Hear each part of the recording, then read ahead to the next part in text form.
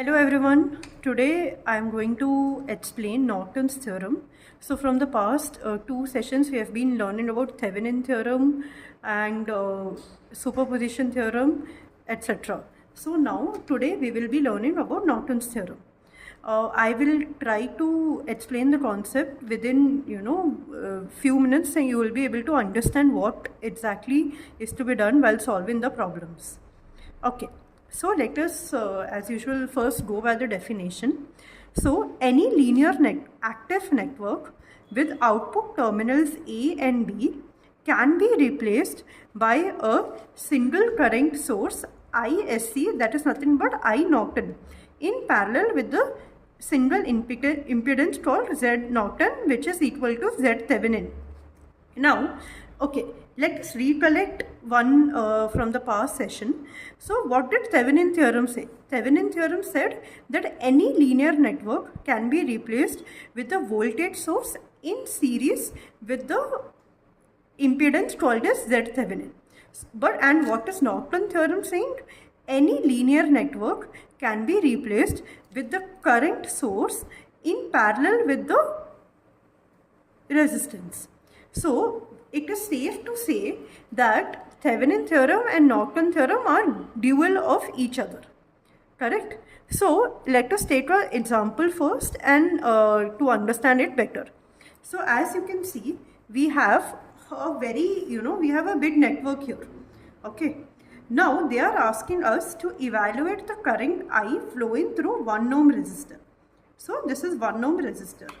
So first step, this resistor is nothing but our load element. So let us step by step solve the problem. Okay. So step 1. Calculate I Norton. Now to calculate I Norton, what we will be doing? We have to short the load element and we shall redraw the circuit. Okay, so let me short the load element and redraw the circuit. So we have 2 volt, we have a 2 ohm resistor, again 2 ohm, 3 volt resistor. Now we have to short our load element and then we have 1 ampere current source. So this is nothing but our load element and which is shorted now. This can be called as ISC. Okay. Now to solve this, let us apply a simple trick of source transformation. So what exactly is source transformation? If you have a voltage source in series with the resistor, that can be replaced with the current source in parallel to a resistor. So here 2 volt voltage source and 2 ohm current resistor. So what will be the current? Current will be a 1 ampere current source in series with the 2 ohm resistor. Now let us apply the same logic here. You have a 3 volt voltage source and a 2 ohm resistor. So what will be the current in this particular branch? It shall be 3 by 2, that is 1.5 ampere in parallel to a 2 ohm resistor. Okay, now let us change the color and keep this load branch as it is, and then we have a 1 ampere current source. Okay, so now this is nothing but the short circuit. Now we know that any resistors parallel to a short circuit will also end up being short circuited. So there is no point of this 2 ohm and 2 ohm, both are gone. Now what shall be the net current? So here the net current, that is ISC or I Norton, shall be, you have 1 ohm. Once the, see what is a fundamental? The current shall always travel through the shortest path with the shortest resistance path. So here if you see, we have 2 ohm, 2 ohm. This is nothing but completely shorted, which means R is equal to 0 here. So this is the smallest resistance. So the entire current shall end up passing through this network only. Okay. So this 1 ampere and this 1.5 ampere. So the net current shall be 1 plus 1.5 plus 1, that is 3.5 amperes. So your ISC or I Norton is nothing but 3.5 amperes. Okay. Now what is step 2? Step 2 is to calculate R Norton. Okay. So calculating the Norton's resistance is similar as calculating Thevenin resistance. So what we do? We short circuit all the voltage sources and open circuit all the current sources. So let us redraw.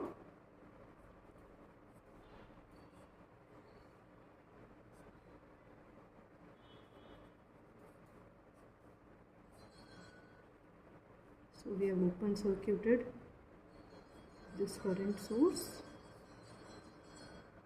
and here this is nothing but the, so here 1 ohm is the load element.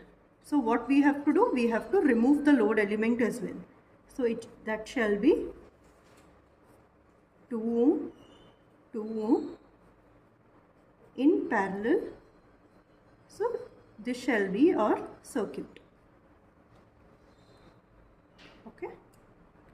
So this shall be 2 ohms, 2 ohms. You have to see the Norton's resistance across these terminals. So what shall it be? 2 ohm parallel 2 ohm. So your R Norton is nothing but 2 parallel 2, that is 1 ohm. Correct, right? So now what they are asking in the question, the current, we have to calculate the current through 1 ohm resistor. That is nothing but the load current. So let us redraw the circuit, replacing the entire network with the Norton equivalent network.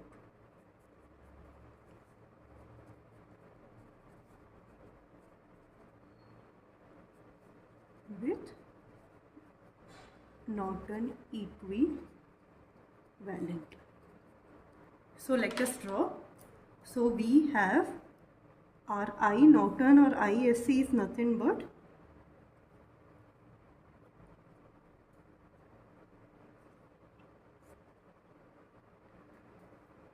3.5 amperes and our R Norton is 1 ohm is our R Norton, and the load element is also 1 ohm. This is the IL or the load current. So now what shall be the load current? IL is equal to 3.5 into 1 divided by 1 plus 1. IL is nothing but 3.5 by 2, that is 1.75 amperes.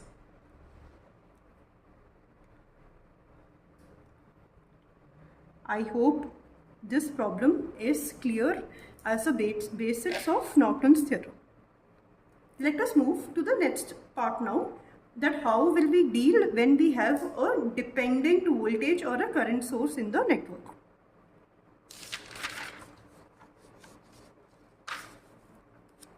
So here you can see this 6 IX is nothing but a dependent voltage source, and IX is a current flowing through this 6 ohm resistor, and they are asking us to determine the Norton equivalent circuit across terminals AB. Okay, so let us see. Okay, as usual, step 1 first. What will we do? Calculate I Norton. So let us redraw the circuit. So we have 4 ohms,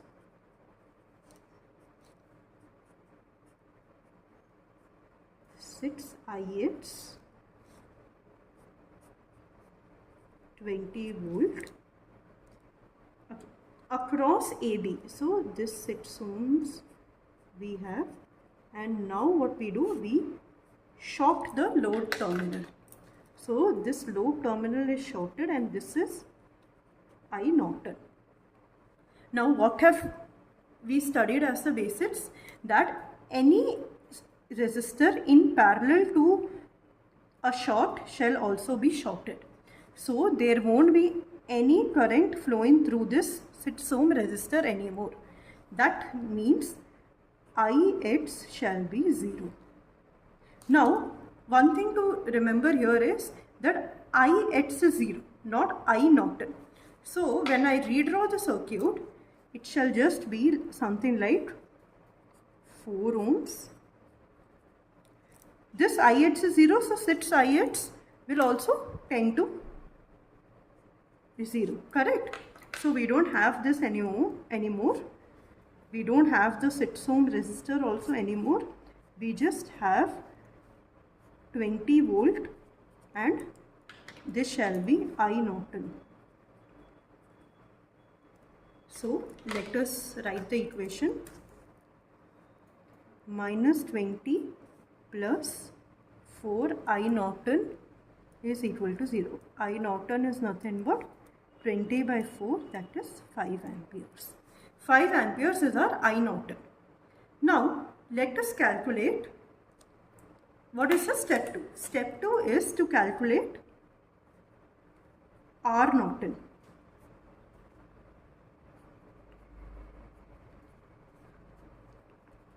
Okay, now in order to calculate R Norton, what shall we do? So let us redraw the circuit. Now, before I redraw the circuit, I would like to ask one basic question. Okay, in this case, if I, if I short circuit this 20 volt voltage source, will I be able to calculate anything? Because the general process is to deactivate all the independent sources, correct? So if I deactivate the independent source, I won't be able to calculate anything because we have a dependent voltage source as well present here. Now in this case, the best way to calculate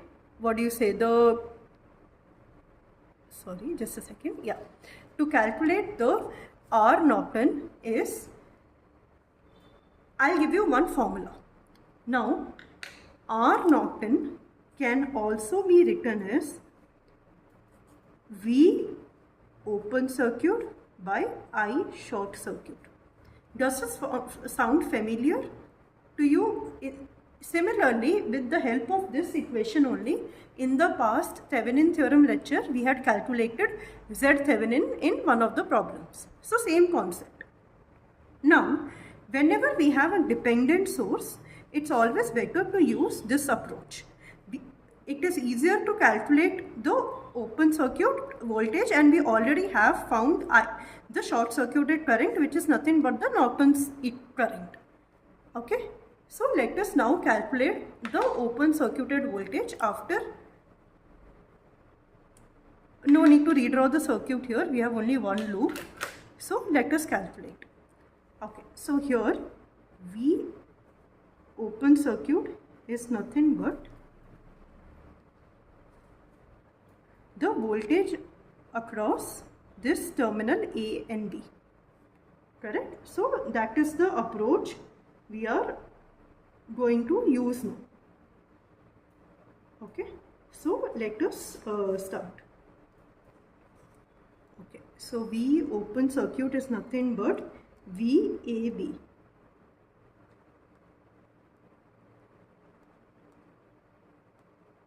Okay, so let me rewrite the equation in this case now.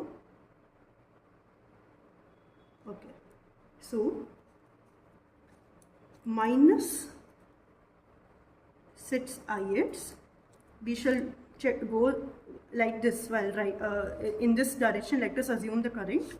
So minus 6 ix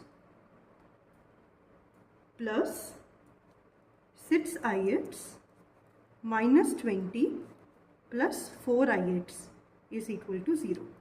So from here minus 6 plus 6 will go. So 4 ix is equal to 20. Ix is equal to 5 amperes. Now what is the voltage across AB? VAB is nothing but 6 into Ix, which means 6 into 5, that is 30 volts. So now VAB is equal to VOC, that is 30 volts. Correct? Now from here we can calculate our R Norton shall be 30 divided by 5, that is 6 ohms. Now let us redraw the Norton's equivalent circuit. We have a